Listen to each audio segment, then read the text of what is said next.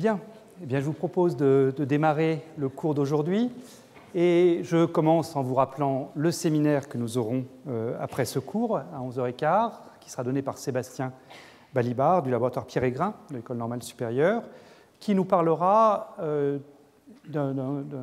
d'histoire, la découverte de la superfluidité, donc ce sera à la fois de l'histoire et de la science, mais ce sera comment est-ce que la superfluidité dans l'hélium liquide a été trouvée, et le titre c'est une découverte dans la tourmente, et vous verrez pourquoi effectivement c'était une période tourmentée. La semaine prochaine, nous aurons Peter Zoller d'Innsbruck qui nous parlera de la mesure de l'intrication entre un grand nombre d'atomes piégés dans des réseaux optiques. Et donc, je commence maintenant le cours d'aujourd'hui, qui est donc le troisième cours de cette série, qui va être consacré à la description d'un gaz en interaction, de comprendre comment est-ce que les interactions jouent un rôle pour faire apparaître la notion de superfluidité. Alors, je vous rappelle ce que nous avons vu au cours précédent. On a commencé par le cas du gaz parfait, la notion de gaz parfait saturé, introduite par Einstein suite aux travaux de Bose sur les photons. Et puis, ensuite, on a établi la semaine dernière deux critères de superfluidité. Le premier, c'était la notion de rigidité de phase. Je vous rappelle qu'on avait considéré des anneaux qu'on pouvait éventuellement mettre en rotation dans un référentiel inertiel. Et on avait vu que, au moins pour des rotations lentes, eh bien, si on avait affaire à un superfluide, le superfluide refusait de se mettre en mouvement, ou au moins il refusait de se mettre en mouvement complètement. Il y avait un moment d'inertie réduit pour le système. Cette rigidité de phase était vraie également pour le gaz parfait. Et puis on avait mis un deuxième critère de métastabilité qui était le fait qu'il pouvait exister au sein du fluide des courants permanents de très longue durée de vie, des courants permanents qui n'étaient pas l'état fondamental du système, qui est un état métastable, et donc cette métastabilité se traduisait par des durées de vie qui étaient comparables à la durée de vie du système lui-même, c'est-à-dire de la durée de vie des atomes piégés au centre de l'enceinte à vide. Alors, on avait décrit ces phénomènes-là, en particulier le fait que ces courants permanents étaient dus aux interactions, les interactions étaient indispensables, on l'avait décrit de manière assez phénoménologique, et ce que j'aimerais faire dans le cours d'aujourd'hui, c'est rentrer un peu plus dans les détails du rôle que jouent les interactions. Essayer de comprendre pourquoi les interactions, et plus précisément des interactions répulsives, arrivent à favoriser ces courants permanents, cette métastabilité. Alors, il va y avoir deux parties dans le cours d'aujourd'hui. Une première partie qui sera une description qui restera assez qualitative, que je peux qualifier de semi-quantitative, dans laquelle j'aimerais qu'on passe en revue ensemble différents rôles possibles d'interaction. Ce ne sera pas exhaustif, mais néanmoins, ça permettra de bien placer les idées sur ce qu'on peut attendre d'interactions répulsives entre atomes. Et puis ensuite, eh bien, on rentrera encore plus dans une description quantitative, où là, on fera un modèle de champ moyen, qui nous conduira d'une part à l'équation de Gross-Pitaïevski, et puis ensuite à l'approche de Bogoliubov pour trouver les modes propres du système. Alors, le cours écrit que j'ai distribué est assez long. Je me suis rendu compte en préparant les diapos que vraisemblablement je n'aurai pas le temps de tout faire aujourd'hui. Donc, vraisemblablement, la partie 4 sera repoussée à la semaine prochaine, et ensuite, la semaine prochaine, on finira donc le cours d'aujourd'hui, et puis on passera à la superfluidité dans les réseaux optiques, qui est un autre problème très intéressant. Voilà, donc commençons par ce premier point, qui est une description qualitative des différents rôles possibles des interactions.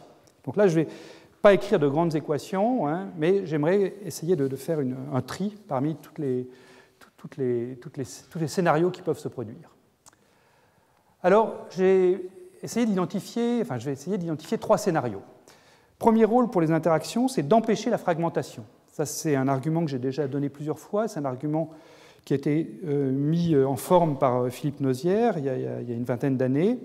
Et j'aimerais qu'on voit ça sur l'exemple de l'anneau tournant qu'on a déjà considéré la semaine dernière.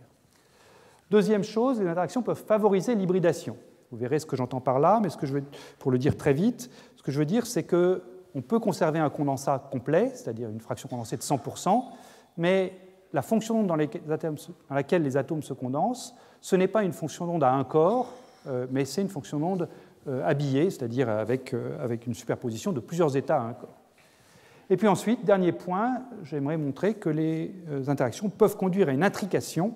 Alors là, c'est un petit peu différent, ça consiste à préparer le système à n corps dans une superposition de différents états, de telle sorte que la matrice densité à un corps, cette fois-ci, n'est plus un état pur, mais évidemment, la matrice densité à n corps reste un état pur, donc il y a une intrication entre les différents atomes qui apparaissent.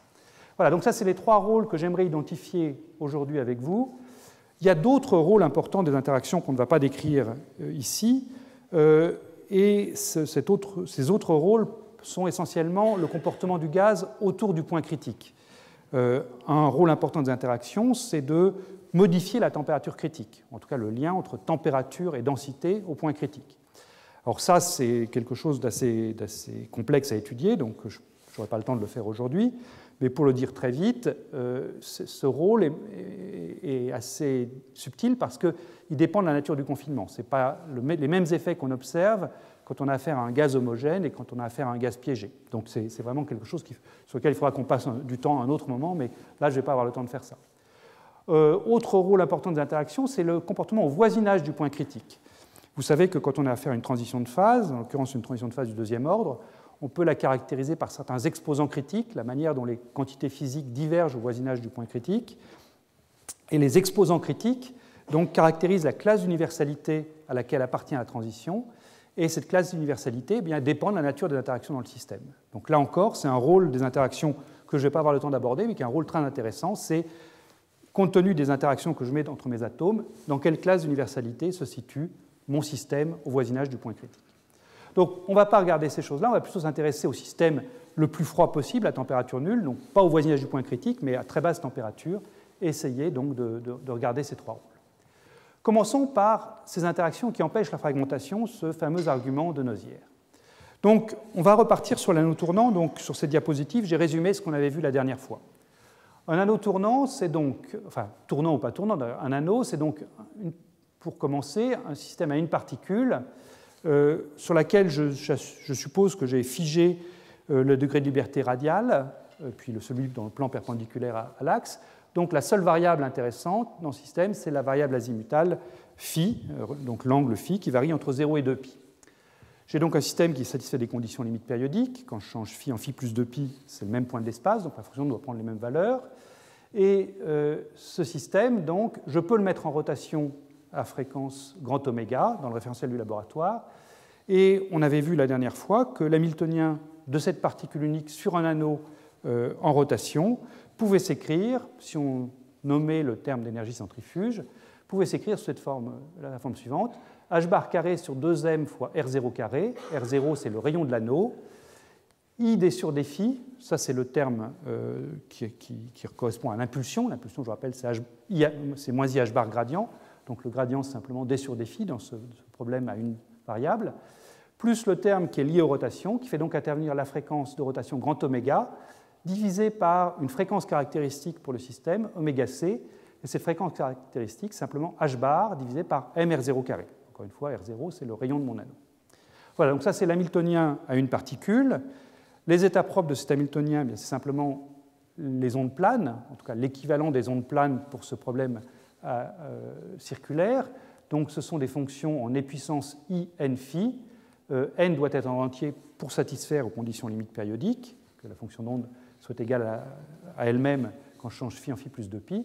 Et donc si vous injectez cette onde plane ici, normalisée par racine de 2π, dans l'hamiltonien, eh bien vous trouvez que c'est effectivement un état propre, avec la valeur propre, En qui dépend d'oméga, h bar 2 sur 2m r0 carré, n moins oméga sur oméga c au carré. Là, je répète ce qu'on a vu la dernière fois, hein, donc là, il n'y a absolument rien de nouveau. Et donc, quand on regarde la variation de ces niveaux d'énergie avec grand oméga, eh bien, on trouve donc des paraboles. Pour n égale 0, donc la fonction d'uniforme, on a simplement quelque chose qui est centré sur oméga égale 0 et qui varie comme oméga 2 sur oméga c carré. Pour n égale 1, eh bien, j'ai une parabole translatée, c'est-à-dire qu'elle est minimum au voisinage de oméga c, etc. Et donc, le point qui va m'intéresser aujourd'hui, et qui est le point qui était important quand on a discuté la métastabilité potentielle des courants permanents, eh bien, c'est le fait qu'à oméga c sur 2, ici, j'ai une dégénérescence entre les états propres à une particule, entre l'état n égale 0 et l'état n égale 1. Là, les deux états à une particule ont la même énergie au point de croisement entre la parabole bleue et la parabole rouge. Donc ça veut dire que si maintenant je mets un gaz dans cet anneau, un gaz avec grand N particules, et si ce gaz est parfait, c'est-à-dire s'il n'y a pas d'interaction entre les particules, eh bien, au point oméga c sur 2, puisque les états à une particule psi A et psi B sont dégénérés, je me retrouve au niveau du système à n corps avec un très grand nombre d'états dégénérés. un très grand nombre, c'est-à-dire grand N plus 1 états dégénérés, c'est-à-dire que tous les états du type NA-NB, où j'ai mis NA particules dans l'état psi A et NB particules dans l'état psi B, avec NA plus NB égale grand N, ils sont tous la même énergie, ils sont tous dégénérés. Et ça, eh bien, ce sont des états fragmentés, parce que si vous calculez l'opérateur densité à un corps, associé à cette fonction d'onde à n corps, NA psi A, NB psi B, eh bien, vous allez trouver, en prenant la trace partielle, que l'opérateur densité à un corps est un mélange statistique, donc d'atomes dans l'état psi A et d'atomes dans l'état psi B, avec des poids NA et NB. Donc ça, c'est ce qui se produit pour un gaz parfait. Et donc maintenant, ce que j'aimerais vous montrer, c'est que les interactions vont modifier ce résultat, et en prime, elles vont donc nous permettre d'avoir cette métastabilité des courants. Alors comment est-ce qu'on traite les interactions? Eh bien là, je vais prendre un modèle très très simple d'interaction. Je vais supposer que j'ai des interactions de contact. C'est ce que je vais considérer dans tout ce cours. Il y a des subtilités liées aux interactions de contact à 2 et 3 dimensions. Disons que dans ce qu'on va faire aujourd'hui, qui sera une théorie de champ classique, ces subtilités ne sont pas vraiment gênantes. Elles deviennent gênantes quand on fait une théorie de champ quantique, et les interactions de contact à 3 dimensions là posent problème, mais on ne va pas rencontrer ces difficultés aujourd'hui. Donc là, on a une dimension, de toute façon, il n'y a pas de souci. Donc les interactions, c'est une interaction de contact.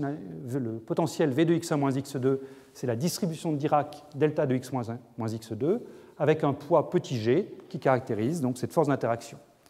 Et dire que j'ai des interactions répulsives, c'est dire que ça me coûte de l'énergie de mettre 2 atomes au même point, donc petit g est positif. Donc tout ce que je vais raconter aujourd'hui, petit g sera positif. Alors ces interactions sont caractérisées par des éléments de matrice. Ce sont donc des éléments de matrice à 2 corps. Ça caractérise donc une collision entre 2 particules que je numérote 1 et 2.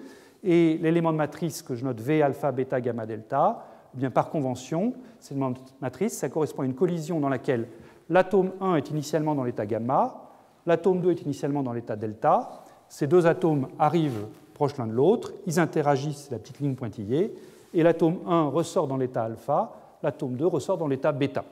Donc l'élément de matrice que j'ai écrit ici, V, alpha, bêta, gamma, delta, c'est donc la particule 1 qui, dans le cas de départ, est dans l'état psi gamma, elle finit dans l'état psi alpha, la particule 2 est dans l'état psi delta, elle finit dans l'état psi bêta.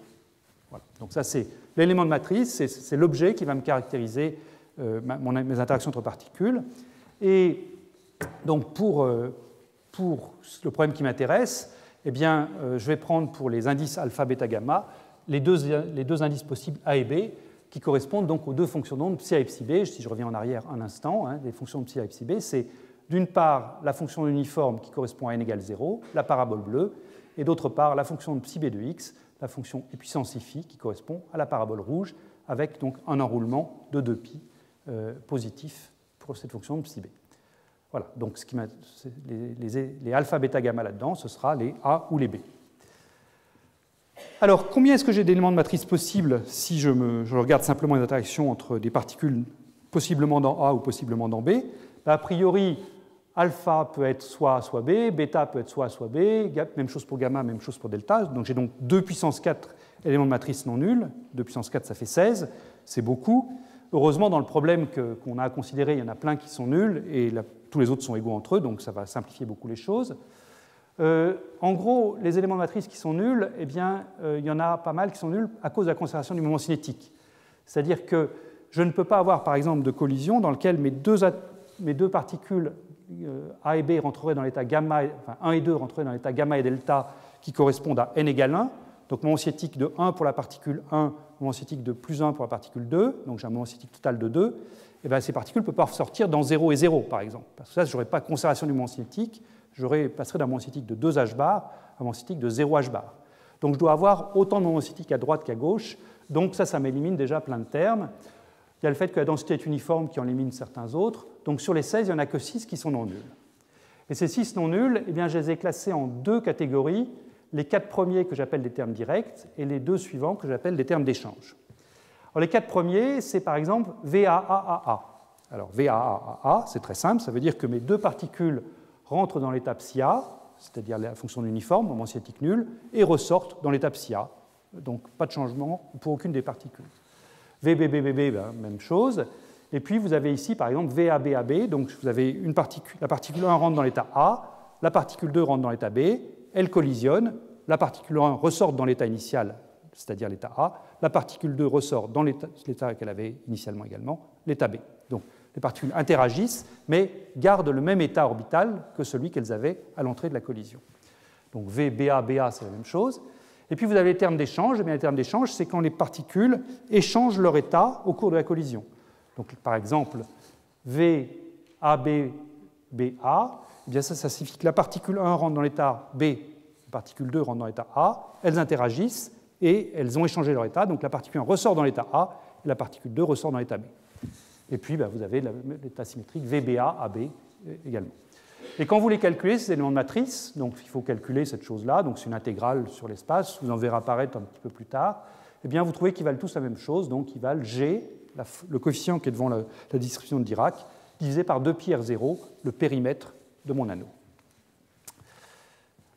Alors, ensuite, eh bien, il s'agit de calculer la forme générale du potentiel d'interaction. Donc ça, c'est un exercice qui n'est pas compliqué, hein. Le mieux, c'est de le faire en seconde quantification. Donc on introduit les nombres de particules, les opérateurs nombre de particules Na et Nb, donc nombre de particules dans l'état A, nombre de particules dans l'état B. Et ce qu'on trouve, c'est donc des contributions qui sont d'une part les contributions des termes directs, donc des 4 termes directs qui sont là, et puis les contributions des termes d'échange. Donc les contributions des termes directs, c'est quoi? C'est 1,5 de V direct fois quelque chose qui fait intervenir seulement VAAA, donc ça compte le nombre de particules dans l'état A, donc c'est un terme en Na, Na-1, avec un chapeau parce qu'à ce stade, je suis encore au niveau des opérateurs de nombre de particules.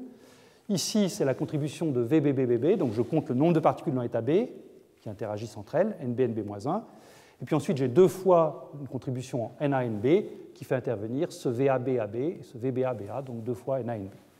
Et puis le terme d'échange, eh bien, en toute rigueur, j'aurais dû l'écrire 1,5 de 2 fois NaNB pour bien comprendre que là, il y a 2 fois le terme d'échange là-dedans qui font donc intervenir le produit NaNB. C'est donc ce qui vient de VABBA et VBAAB. Voilà, alors le terme direct, lui, il serait écrit très simplement parce que vous voyez apparaître un carré parfait. Hein, ici, vous voyez apparaître Na carré plus NB carré plus 2 fois NaNB. Donc ça, c'est l'opérateur grand N carré. Moins Na, moins NB, c'est donc encore une fois moins grand N carré. Moins grand N, pardon. Donc ça s'écrit, le terme direct, simplement en termes du nombre total de particules. Et comme le nombre total de particules est fixé dans mon problème, le terme direct est tout simple à calculer. C'est simplement une constante qui sera la même pour tous les états. Ce qui va être intéressant, c'est le terme d'échange. C'est lui qui va m'empêcher la fragmentation, comme on va le voir dans un instant. Donc lui, je ne l'ai pas modifié. C'est toujours le nombre de particules dans l'état A fois le nombre de particules dans l'état B fois ce terme contribution d'échange. Alors, donc, comme je le disais, en l'absence d'interaction, tous les états Na et Nb sont dégénérés au point ωc sur 2. Et maintenant, eh bien, la contribution du terme d'échange là-dedans, ce terme en V échange Na et Nb, va lever cette dégénérescence. Et c'est tout simple à voir. Hein, j'ai fait un petit dessin pour représenter ces différents niveaux d'énergie. Vous voyez que cette chose-là, pour qu'elle soit nulle, il faut que je prenne soit Na égale 0, soit Nb égale 0. Dès que je vais prendre simultanément Na et Nb non nuls, eh bien, j'aurai un terme qui sera positif, parce que j'ai pris des interactions répulsives, G positif, donc j'aurai quelque chose qui sera positif, qui va donc me monter l'énergie. Donc, les termes qui ne voient pas leur énergie modifiée à cause du terme d'échange, eh bien, c'est les termes qui sont en 0N ou N0, c'est-à-dire ça, c'est les condensats purs, soit tous mes atomes sont en état psi B, soit tous mes atomes sont en état psi A. Ceux-là ont leur énergie qui n'est pas modifiée par le terme d'échange. Mais dès que je commence à mettre à la fois des atomes en A et en B, alors par exemple, je peux en mettre 1 dans A et N-1 dans B, ou N-1 dans A et 1 dans B, eh bien, je dois payer une certaine énergie qui va être ce VNaNB ici. Et l'énergie la plus haute à payer, le plus coûteux, eh bien, c'est quand je fragmente mon condensat en 2 parties égales, quand je mets N sur 2 dans A, N sur 2 dans B, là, je vais payer une énergie qui sera V échange fois N carré sur 4. Donc, on se retrouve avec un schéma au niveau d'énergie qui est comme ça. Et si vous regardez la hauteur de la barrière, donc l'énergie la plus grosse à payer pour passer de ça à ça, de droite à gauche, donc la plus haute barrière ici, eh bien, ça va être un terme qui va être en grand N carré, divisé par le périmètre de l'anneau, que vous avez vu apparaître tout à l'heure. Donc ça fait intervenir la densité, N sur L, grand N sur L, c'est la densité ρ, fois l'autre grand N qui reste en facteur. Donc c'est une énergie qui est macroscopique. C'est une énergie qui, G fois ρ, ça c'est une énergie à une particule qui est non négligeable, et je multiplie par le nombre de particules grand N. Donc j'ai une énergie macroscopique qui protège le passage de N0 à 0N. Et c'est comme ça qu'on peut expliquer très simplement l'existence de courants permanents, c'est-à-dire que quand je pars d'un courant qui existe autour de la fréquence oméga c et que je diminue ma fréquence de rotation grand oméga, eh bien, alors que le gaz parfait, une fois que j'arrive là, passerait adiabatiquement de la courbe rouge à la courbe bleue, eh bien là, à cause de cette barrière d'énergie, je vais pouvoir continuer sur la courbe rouge parce que j'ai une barrière à franchir qui est trop élevée, donc mon système va pouvoir se retrouver quelque part sur cette branche-ci, qui n'est pas l'état fondamental du système, qui est un état métastable, mais qui va pouvoir durer pendant une longue période. Voilà, donc ça c'est la première chose que je voulais dire sur les interactions, pourquoi elles nous protègent de la fragmentation.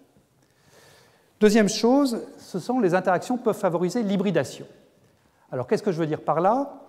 Eh bien là maintenant je vais considérer un gaz dans une boîte, mais je ne vais pas prendre des conditions limites périodiques, je vais prendre des conditions limites de Dirichlet. Donc je vais prendre une fonction qui doit s'annuler sur le bord de la boîte, donc psi de 0 égale 0, psi de L égale 0. Comme j'ai déjà dit plusieurs fois, ça c'est un problème que tous ceux qui ont fait un premier cours de mécanique quantique ont résolu. On sait que les états propres dans cette boîte à une particule sont de la forme sinus de n pi x sur L, donc c'est bien une fonction d'onde qui s'annule en 0 et en L. Petit n est un nombre entier strictement positif là-dedans. Je recommence avec mes interactions de contact et je me demande quelle est la forme de l'état fondamental que je vais pouvoir construire compte tenu du fait que mes particules interagissent entre elles. Alors, ce qui est intéressant, c'est que dans cette géométrie, j'ai des éléments de matrice qui apparaissent dus aux interactions, qui n'étaient pas présents dans le cas de l'anneau avec ses conditions limites périodiques, qui sont des éléments de matrice du type mes deux particules rentrent dans l'état A, l'état A c'est par exemple l'état fondamental, et une sort dans l'état A et l'autre sort dans un état B. Un état B, c'est un des états excités de mon système. Donc ça, c'est une collision où j'ai un changement d'état pour une particule, mais pas pour l'autre. Alors, quel est l'élément de matrice? Je vous avais promis que j'ai créé une fois l'intégrale, donc en voici une. L'élément de matrice qui correspond à cette collision-là, donc je rentre dans les A plus A donne A plus B. Eh bien, à droite, je mets donc la fonction d'onde psi A pour la particule 1, psi A de x1, la particule psi A pour x2, j'ai mon interaction de contact, G delta de x1 moins x2, et je ressors dans psi A étoile de x1. En fait, mes fonctions sont réelles là, mais bon, je mets le étoile pour être sûr de bien identifier la voie de sortie. Donc, complexe conjugué psi A de x1, complexe conjugué psi B de x2. Alors, vous voyez que cette chose-là peut effectivement être non nulle, pourvu que A et B aient la même parité. Si jamais je prends A et B de parité opposée, ça ne va pas marcher, ça va s'annuler, l'intégrale va s'annuler. Donc, il faut que je prenne A et B de même parité, ce qui veut dire que comme l'état psi A ici est pair par rapport au centre du potentiel, eh bien, si jamais je prends le premier état excité, lui, il est impair, donc ça ne va pas marcher si je prends n égale 2. En revanche, si je prends n égale 3, lui, il est bien pair également. Donc, je vais prendre pour psi B cet état bleu, ici. Et donc, si je prends pour psi B cet état bleu, pour psi A l'état rouge, eh bien, il n'y a pas de problème. J'ai bien ici un élément de matrice qui est non nul, donc ces collisions-là peuvent jouer un rôle dans mon problème. Et le point important dans l'hybridation, c'est que si je prends une fonction d'onde hybridée du type, donc, une superposition cohérente comme état à une particule de psi A et de psi B, donc je continue à mettre beaucoup de poids sur psi A, qui est l'état fondamental d'une particule, donc je mets un racine de 1 moins epsilon carré ici avec epsilon petit devant 1, mais je rajoute quand même un petit peu de contamination par psi B, donc epsilon psi B. À ce moment-là, je vais pouvoir abaisser l'énergie de mon système à n corps. Et avant de regarder la mathématique de la chose, juste comprendre la physique, c'est assez simple. Quand je commence à mélanger au sens cohérent du terme, superposer la fonction de psi A et la fonction de psi B, eh bien, vous voyez, si vous additionnez rouge avec un petit peu de bleu ici, vous allez vous retrouver avec une fonction qui va occuper un peu mieux l'espace qui est là, au voisinage de la paroi à gauche et au voisinage de la paroi à droite, parce que la fonction bleue démarre plus vite. Donc vous vous retrouvez, quand vous prenez une fonction comme ça, avec une fonction d'onde qui tire un peu mieux parti de l'espace entre 0 et L qui est offert aux particules. Donc cette chose-là, certes, en termes d'énergie d'une particule, ce n'est pas très bon parce que ça coûte de l'énergie cinétique, vous avez une fonction d'onde qui varie rapidement, mais en termes d'énergie d'interaction, c'est mieux puisque les particules ont un petit peu plus d'espace pour elles, et comme elles se repoussent, eh bien, elles minimisent leur énergie d'interaction.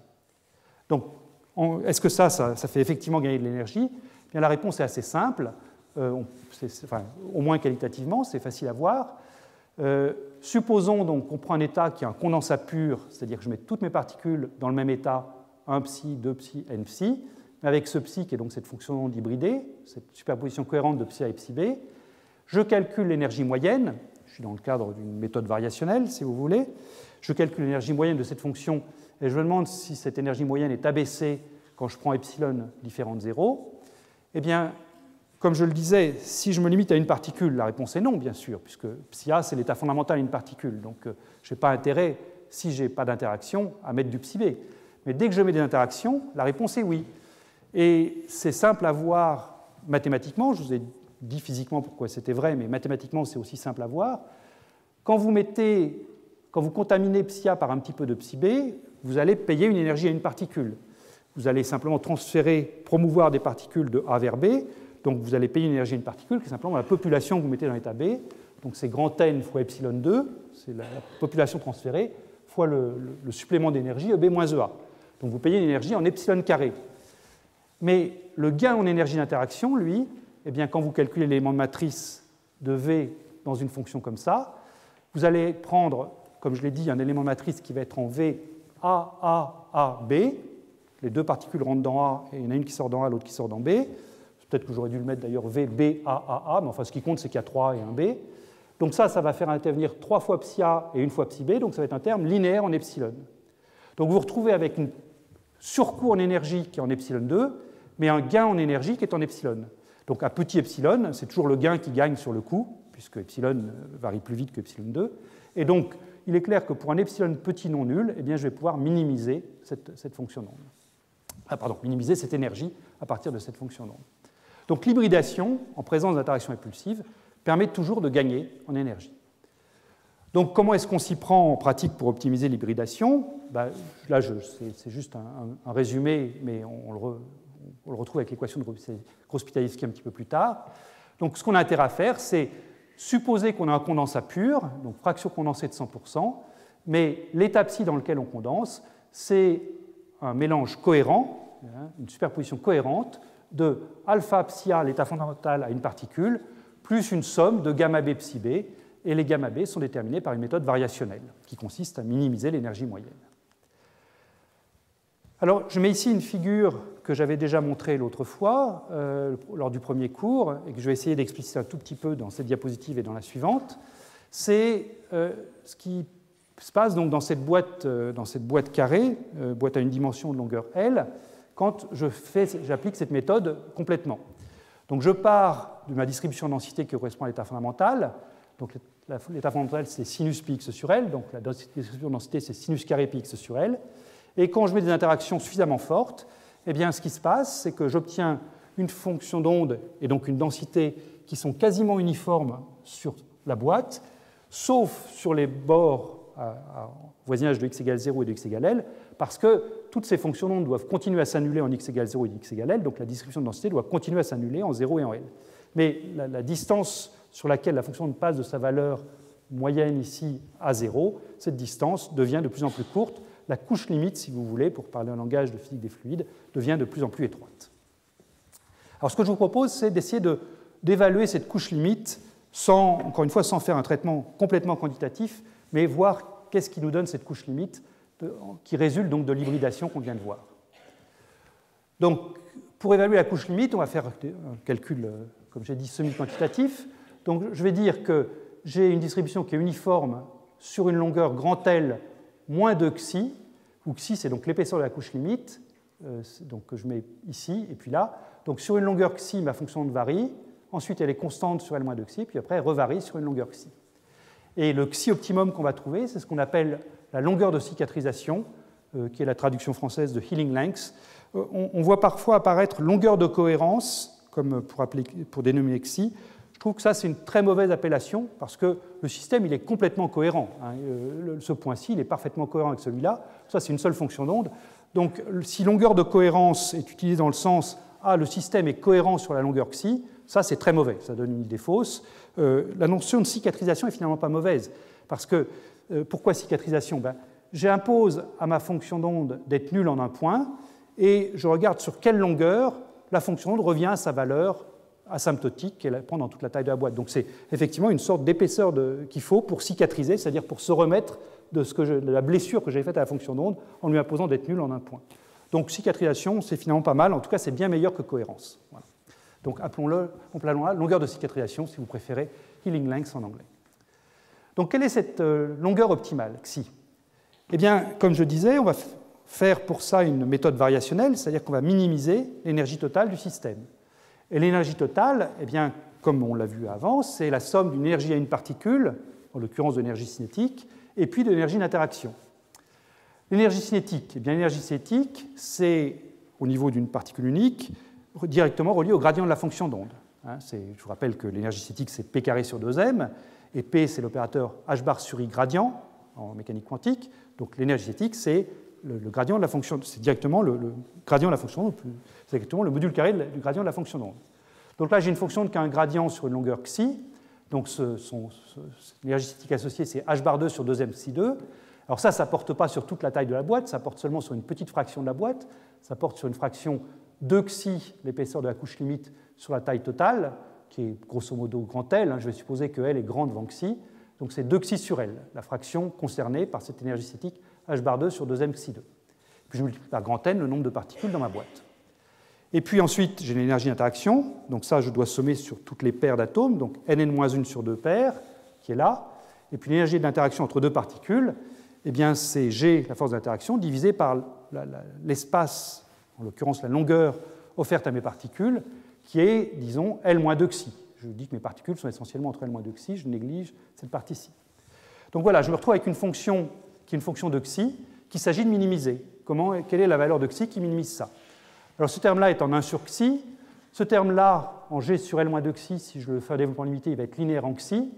Et donc quand je minimise, j'ai une fonction en 1 sur xi plus xi à minimiser. Et donc ça, c'est évidemment quelque chose de facile à faire. Et quand on le fait, eh bien, on trouve que le xi qui minimise cette somme des deux énergies, eh bien, c'est un facteur numérique racine de 2 près, cette valeur-là. Donc ça, c'est la valeur qu'on définit dans les cours, donc je l'ai mis avec son racine de 2.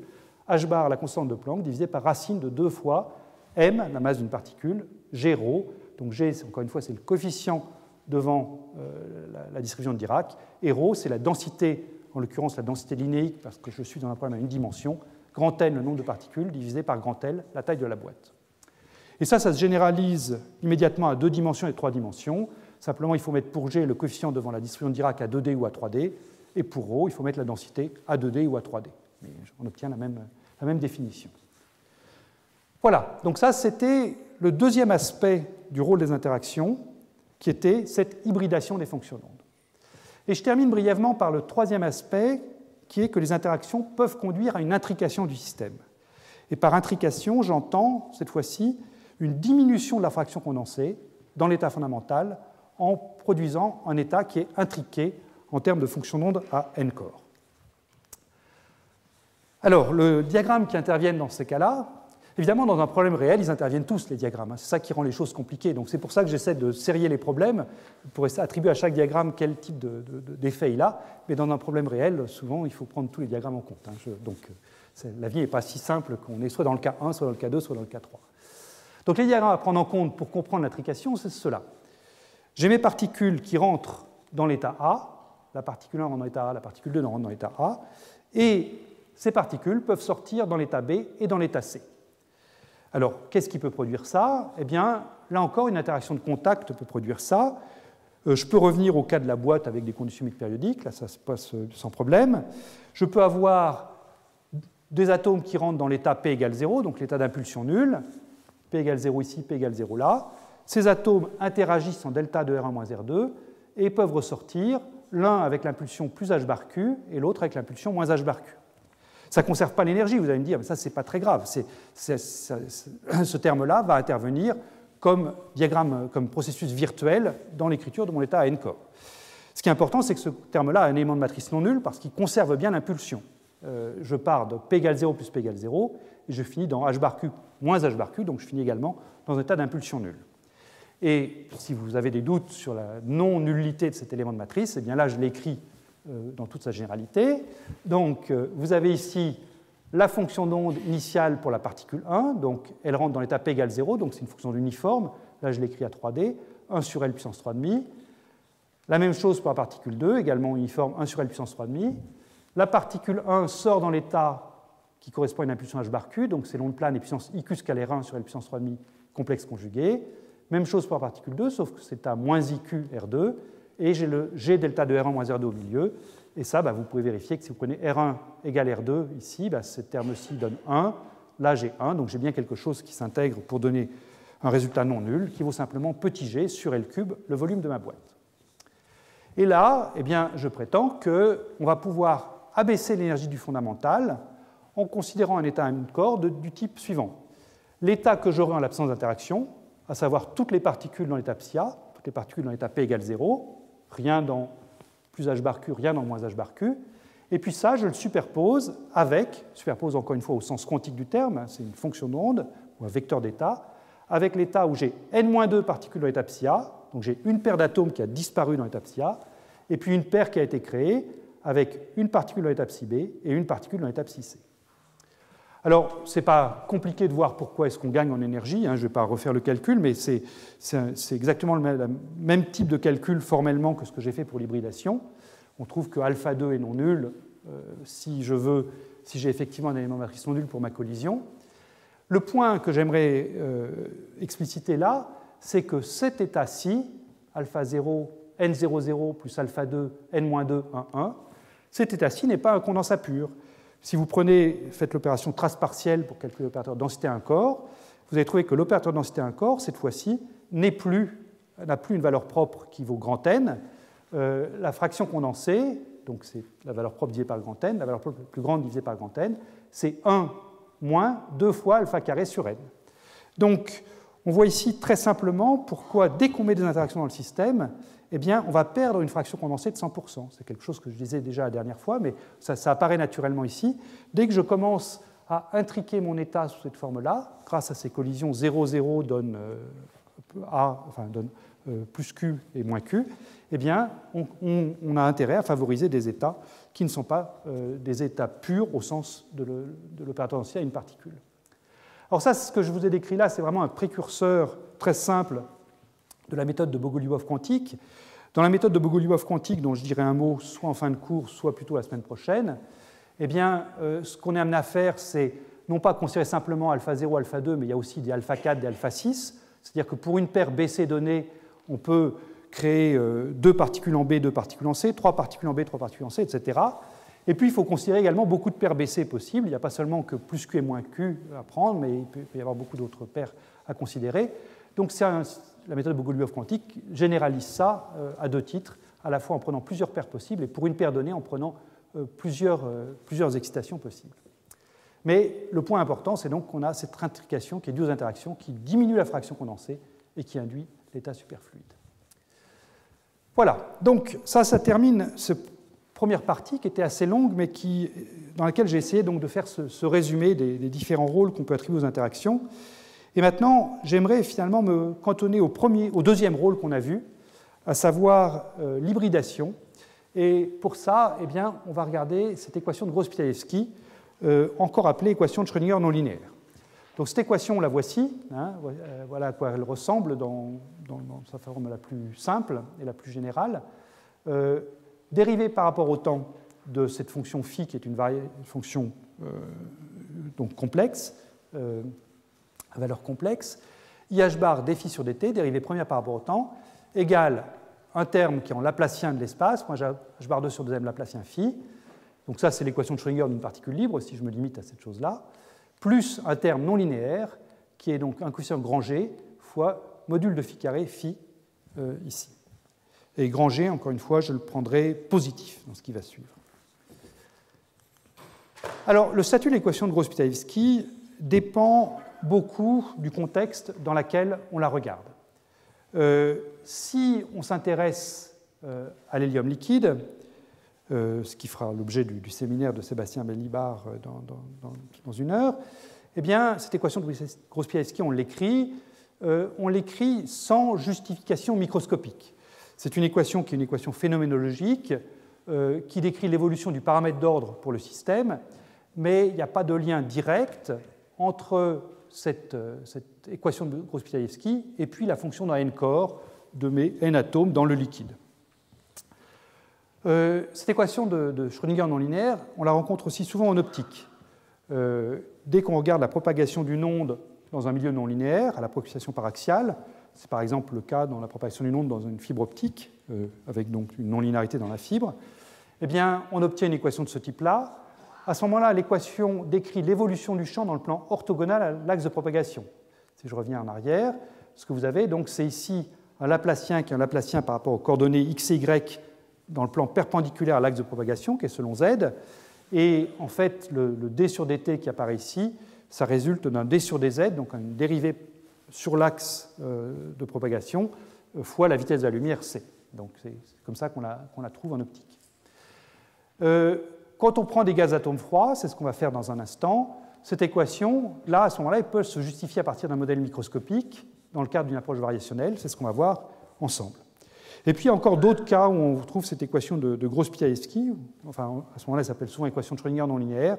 Il y a des systèmes de physique des fluides où on regarde des petites vagues en eau profonde, enfin en liquide profond, où là encore, cette équation peut apparaître. Donc c'est vraiment une équation qui apparaît dans beaucoup de contextes de la physique, classique ou quantique.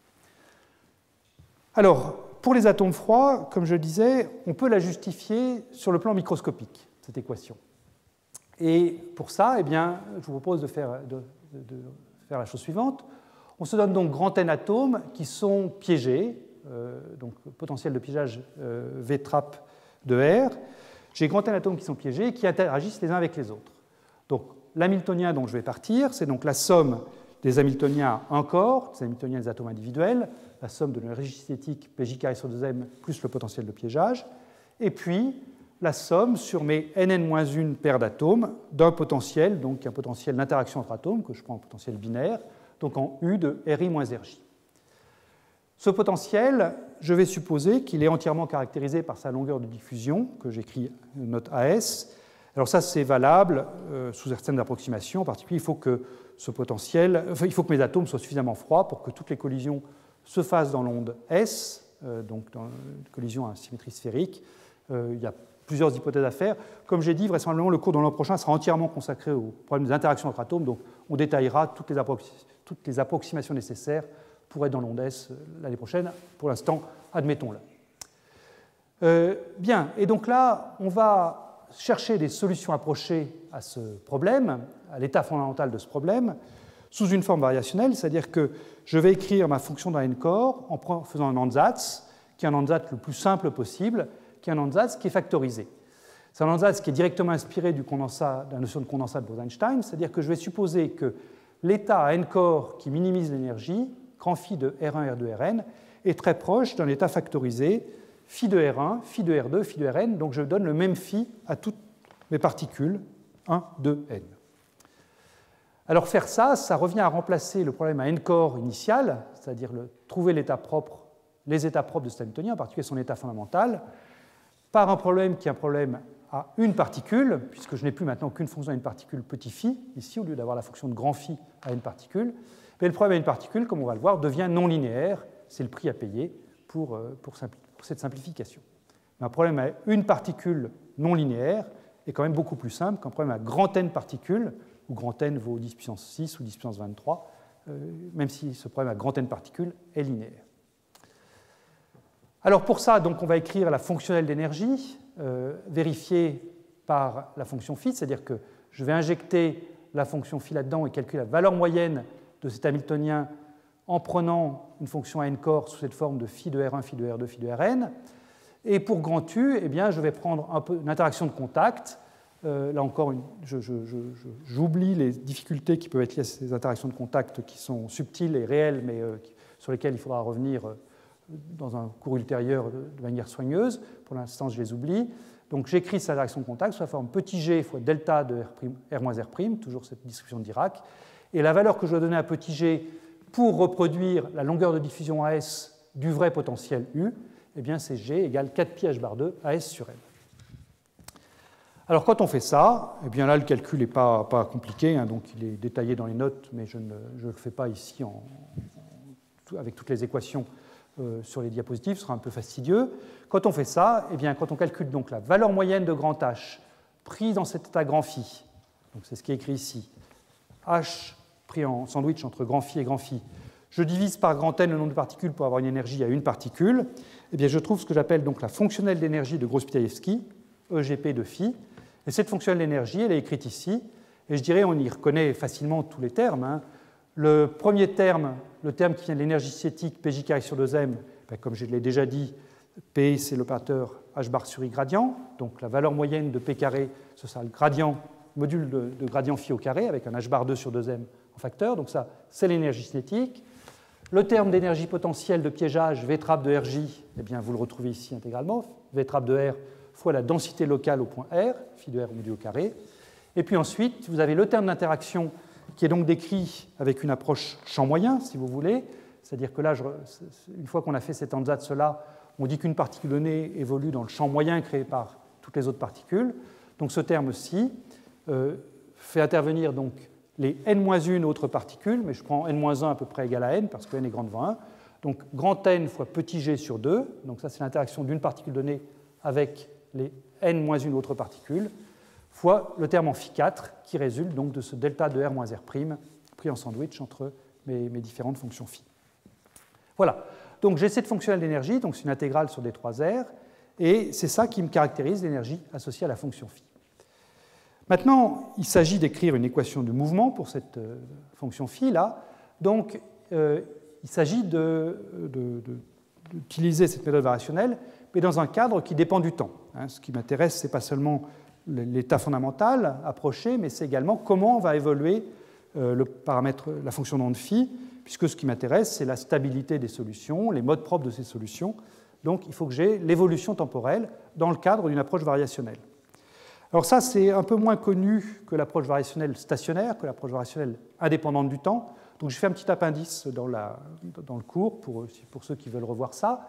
La question à laquelle il faut répondre, donc, c'est quelle est la variation temporelle que je dois donner à la fonction de Hartree, cette fonction phi de R1, cette fonction petit phi ici qui intervient dans phi de R1, phi de Rn, pour reproduire le plus fidèlement possible l'évolution de l'état à grand n corps, c'est-à-dire l'évolution de grand phi de R1, R2, Rn.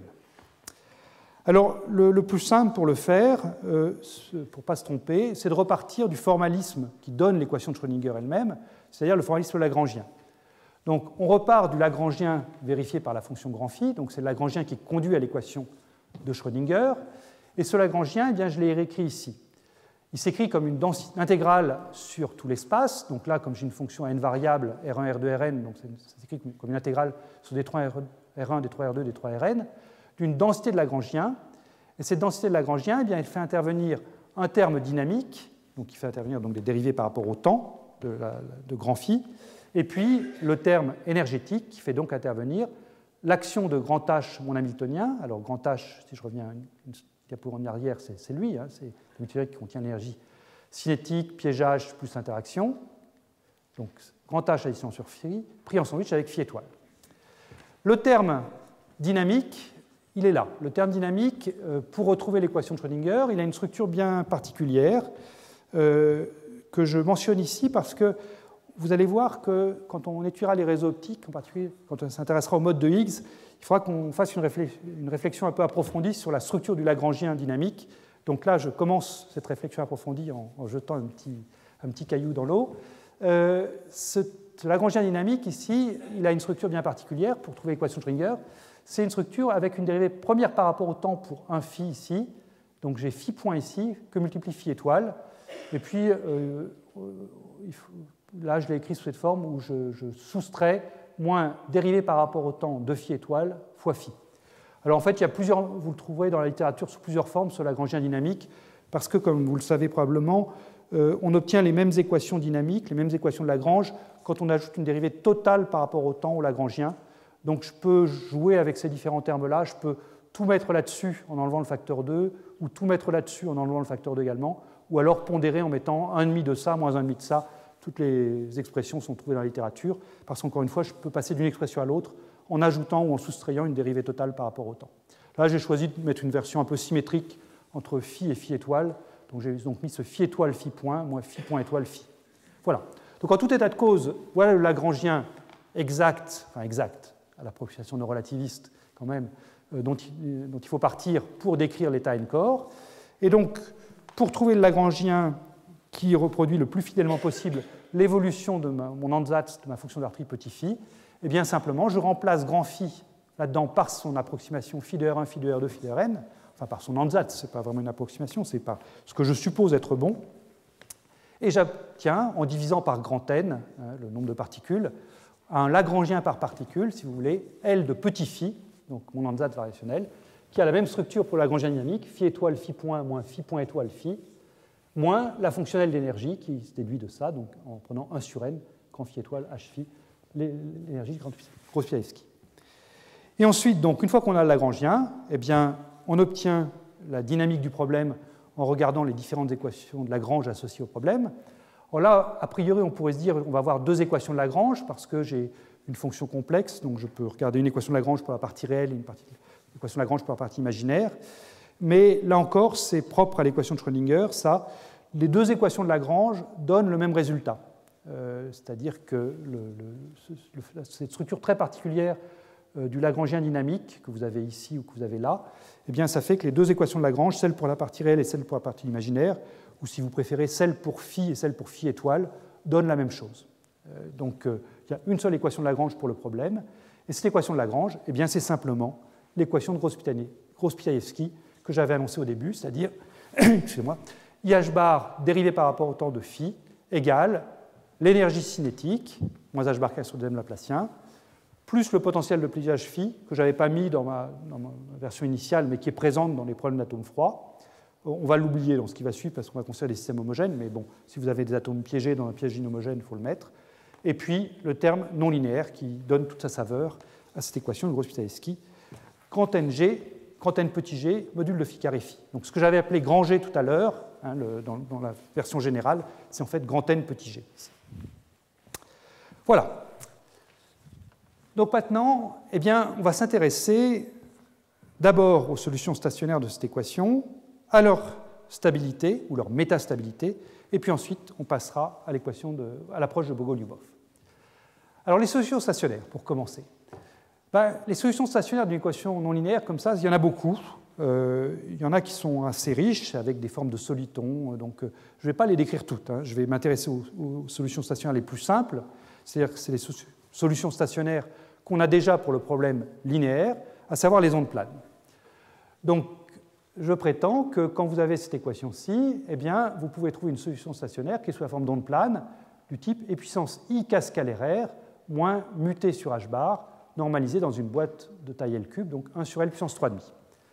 Où le paramètre mu qui est écrit ici, eh bien, vous l'obtenez simplement en injectant cette forme-là dans l'équation, et vous pouvez vérifier presque immédiatement que si vous prenez cette forme-ci et que vous l'injectez dans cette équation, eh bien, l'équation est bien satisfaite, pourvu que je prenne mu égale h bar 2 grand k carré sur 2m, ça c'est ce qui va provenir du terme en laplacien, enfin le mu c'est ce qui vient de la gauche, quand je prends IH bar d sur dt, j'obtiens mu à gauche, et à droite ici, le h bar 2 k2 sur 2m, ça vient du terme laplacien, et puis le terme qui est ici, grand n petit g phi carré phi, me donne ng sur L3, que je peux encore réécrire en introduisant la densité spatiale n sur L cube égale ρ, h bar de K2 sur 2m, g ρ. Alors j'ai appelé ce coefficient qui est en face du temps potentiel chimique. Vous pourriez vous demander pourquoi. Eh bien, ce n'est pas un hasard si j'ai appelé potentiel chimique, c'est qu'effectivement, ça correspond bien à la définition thermodynamique du potentiel chimique, à savoir l'énergie que je dois payer pour ajouter une n plus unième particule au système. Et ça, c'est simple à voir. Je calcule l'énergie totale pour une solution de ce type-là. Donc l'énergie totale pour une solution de ce type-là, c'est grand n fois la fonctionnelle d'énergie Gross-Piasecki. Donc quand vous faites le calcul, vous avez grand n fois l'énergie cinétique de chaque particule, h bar 2 k2 sur 2m. Et puis ensuite, vous avez les énergies d'interaction entre les n-1 sur 2 paires possibles, et je prends n-1 égale n, donc les n carré sur 2 paires possibles, donc n carré sur 2, g sur L cube. Donc ça, c'est mon énergie totale. Eh bien, est-ce que le potentiel chimique, c'est bien l'énergie à payer pour ajouter la n plus unième particule? En d'autres termes, est-ce que c'est bien la dérivée de E par rapport à grand N à volume constant? Eh bien, la réponse est oui, c'est-à-dire que quand je prends la dérivée de ça par rapport à N, pour le terme d'énergie cinétique, il n'y a évidemment aucun problème, c'est linéaire en N, donc je retrouve bien le h bar 2 k2 sur 2m. Et quand je prends le terme quadratique en N, ici, eh bien, le facteur 2 au dénominateur que j'avais ici, qui venait du n-1 sur 2 paires, eh bien, ce 2-là se compense avec le terme de 2 qui vient de la dérivée du n carré, et je trouve bien le ng sur L cube. Donc, le mu que j'ai introduit ici, c'est bien le potentiel chimique de mon système au sens thermodynamique du terme. Bien. Donc maintenant, ce que j'aimerais faire, c'est analyser la stabilité de ces solutions de l'équation de Grosspitalevsky, de ces solutions particulières en ondes planes. Donc j'ai réécrit ici la forme des solutions stationnaires. Ces solutions stationnaires, donc, elles sont un vecteur d'onde grand K, donc elles sont associées à une vitesse, si vous préférez, pour mon condensat h bar k sur m. Je peux parler de condensat, puisque c'est une fonction d'onde où j'ai mis les n particules dans le même état. Les n particules ont cette fonction d'onde plane, donc c'est vraiment un condensat qui bouge à la vitesse v égale h bar k sur m. Et donc je me demande si ces solutions sont stables. Alors pour reprendre mon petit dessin qui est un petit peu osé, que j'avais déjà dessiné la dernière fois, où j'avais mis en axe X l'espace de Hilbert, qui est un espace de dimension infinie que je représente, espace de dimension 1, est-ce qu'on peut se représenter visuellement ces solutions sous cette forme-là? C'est-à-dire, si je trace l'énergie d'une fonction φk dans l'espace de Hilbert, est-ce qu'au voisinage de φk, l'énergie est bien minimum? C'est-à-dire, est-ce que quand j'ajoute une petite perturbation à φk, est-ce que cette perturbation ne fait qu'augmenter l'énergie? Et ça, on va le faire ensemble, on va voir qu'effectivement, φk est bien un minimum local, au moins si la vitesse v égale h bar k sur m n'est pas trop grande. Donc on peut se représenter, évidemment, l'espace de Hilbert, encore une fois, n'est pas de dimension 1, mais on peut se représenter le paysage énergétique comme ça. Et puis ensuite, eh bien, on abordera ce problème de la stabilité des solutions de l'équation de Grosspitalevsky sous une forme un petit peu différente. On se posera la question, quel est le spectre d'excitation au voisinage d'une solution stationnaire donnée? Par exemple, si je prends φk égale 0, donc le condensat au repos, quel est le spectre d'excitation? Et ce qu'on va voir, c'est que ces deux questions conduisent à la même réponse, qui est le critère de Landau.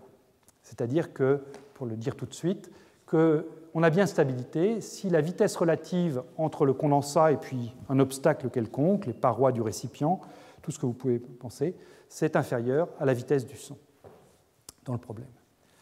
Alors, cette méthode-ci, le spectre d'excitation, ça c'est quelque chose qui est bien connu, c'est la méthode de Bogoliubov, donc je le décrirai, mais je pourrais aller assez vite. Ce que je vais faire au début, on le trouve dans nettement moins d'endroits, alors que finalement c'est beaucoup plus simple que la méthode de Bogoliubov. C'est une simple analyse énergétique du paysage énergétique au voisinage d'une onde plane. Donc je voudrais passer un tout petit peu de temps à décrire cette première approche qui est cette analyse en termes d'énergie, avant de passer ensuite à la méthode de Bogoliubov. Donc, la métastabilité des solutions de l'équation de Grosspitalevsky. Comment est-ce qu'on va l'aborder? Donc, la question à laquelle j'aimerais répondre, c'est est-ce qu'une petite perturbation de φk, c'est-à-dire je prends mon onde plane φk et je lui ajoute un petit delta phi, est-ce que ça augmente toujours l'énergie moyenne ou pas? Alors, question, que prendre pour delta phi? Alors, je vais supposer que, dans un premier temps, je vais me limiter à des solutions delta phi qui sont relativement simples, régulières. Ça exclut en particulier des vortex qui viendront un petit peu plus tard. Donc, je prends des solutions régulières, et donc ces solutions régulières, je peux les décomposer en Fourier, et donc je peux analyser chacune des composantes de Fourier une par une, donc prendre des perturbations en ondes planes. Donc, je vais prendre pour delta phi quelque chose qui va être une onde plane ou des combinaisons linéaires d'ondes planes. Alors, est-ce que je peux prendre une seule onde plane? Donc, prendre une seule onde plane, c'est dire que j'ajoute à ma fonction d'onde φk ici une petite perturbation qui sera donc un epsilon fois e puissance ik plus q, où q est un autre vecteur d'onde dans le problème. Alors ça marcherait bien si j'avais un problème linéaire. Quand j'ai un problème non linéaire, c'est dangereux de prendre une perturbation comme ça, et c'est très simple de s'en convaincre. Dans mon évolution de Grosspitalevsky, vous avez vu que vous avez un terme en module de phi carré phi, donc un terme en phi étoile, et que si vous avez un terme en phi étoile, eh bien ce terme va générer, au même ordre que la perturbation que j'injecte, une perturbation différente. C'est simple de le voir. Si je prends pour le premier phi ici le terme dominant, à savoir le φk, et puissance ik scalaire r, pour le phi qui est là, le même terme dominant φk, et puissance ik scalaire r, et pour le phi étoile qui est ici, je prends le delta phi, et puissance moins i k plus q, vous voyez que quand je combine tout ça, je fabrique du k moins q. Donc c'est dangereux de prendre simplement du k plus q, parce qu'au même ordre de la perturbation, je vais générer du k moins q. Donc à cela ne tienne, on va prendre une perturbation qui va mélanger du k plus q et du k moins q. Donc je prends une perturbation qui va être en phi 0 le terme dominant, quelque chose qui est que j'écris sous la forme u et puissance iq scalaire multiplié par le k ici, donc ça va être le k plus q que j'avais proposé, et puis je rajoute quelque chose qui est en puissance moins iq scalaire r fois puissance ik, c'est-à-dire le k moins q. Et là, eh bien, vous pouvez simplement en analysant les différents termes de l'équation sous cette forme-là, vérifier que là maintenant tout est bien consistant, c'est-à-dire que je ne vais pas générer d'autres ondes planes à partir du terme non linéaire qui est là. À l'ordre le plus bas, en tout cas du calcul, tout est bon, c'est-à-dire que j'ai considéré tout ce qu'il me fallait. Donc voilà l'ansatz que je vais prendre pour le delta phi qui est écrit ici. Ce sera ce U et puissance IKR. Donc U, c'est un coefficient qui est a priori petit devant 1. V étoile, pourquoi je mets une étoile, un complexe conjugué ici, ça va apparaître dans un instant, et puissance moins IQR. Donc U et V sont petits devant 1. Et phi 0 ici, il est là pour assurer la normalisation. Il est proche de 1, phi 0. Je prends racine de 1 moins U carré moins V carré. Et tout ça, c'est donc normalisé dans ma boîte de volume L cube.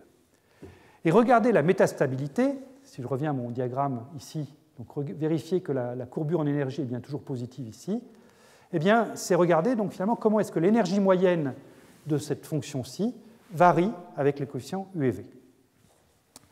Alors, à quoi ressemble ce calcul? Ce n'est pas bien compliqué. Faut injecter, là encore, il y a des intégrales à calculer, mais elles ne sont pas méchantes. Le résultat va être à l'ordre le plus bas non nul, quelque chose qui va être quadratique en U et en V. Les termes linéaires s'annulent presque immédiatement, et j'obtiens quelque chose qui est quadratique en U et en V. Et je peux donc calculer l'accroissement d'énergie, ou la baisse en énergie, quand je prends cette perturbation en U et V par rapport à ce que j'obtiens si je ne mets pas de perturbation en U et V. Donc je garde la fonction de l'énergie EGP de U et de V moins EGP de 0. Donc comme je le dis, ça c'est quadratique en U et V, et ça peut se mettre sous une forme agréable, qui est simplement une matrice 2 par 2, qui est une matrice qui a une structure d'hamiltonien, c'est une matrice hermitienne H, pris donc entre U et V ici, et puis U étoile, V étoile à gauche. Alors, c'est parce que je voulais aboutir à une forme simple comme ça, avec U et V à droite et U étoile, V étoile à gauche, que j'ai mis un V étoile ici et pas un V. Si j'ai mis un V ici, là j'aurais du V étoile et là j'aurais du V, ça aurait été moins joli.